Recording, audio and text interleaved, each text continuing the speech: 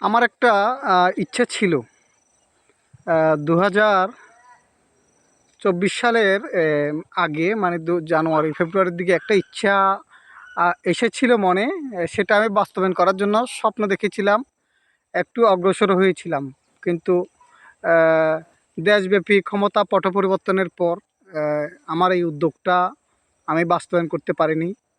বিরাজমান পরিস্থিতিতে আমার ইচ্ছাটা অপূর্ণ রয়ে গেল। ইচ্ছাটা হচ্ছে আমি সাংবাদিকতার কল্যাণে, সাংবাদিকতার কাজে যখন বিভিন্ন দিক ছুটে যেতাম, তখন অনেকের সাথে আমার পরিচয় হতো।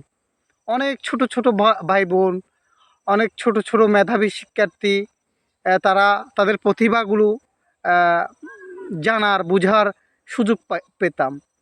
তো এরকম অনেক উদ্যোক্তা আছে যারা ঘরে বসে ছোট ছোট কাজ করছে।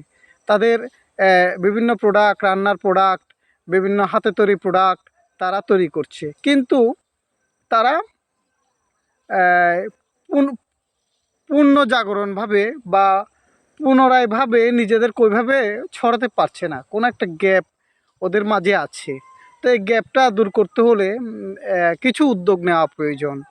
এই উদ্যোগগুলো বাস্তবায়নে ভূমিকা রাখতে পারে আমাদের উপজেলা প্রশাসন, বিশেষ করে ইউনো মহোদয়। আর স্থানীয় পর্যায়ে স্থানীয় যে নেতৃত্বস্থানীয় আছেন, রাজনৈতিক পর্যায় থেকেও যারা তরুণ প্রজন্মের নেতৃত্ব পর্যায়ে আছেন, পাশাপাশি ইউনিয়ন পরিষদের চেয়ারম্যানরাও আমাদের উদ্যোক্তা ভাই বোনদের মোটিভেট করতে, তাদের হারানো আত্মবিশ্বাসকে পুনর্জাগরণ করতে ভূমিকা রাখতে পারেন।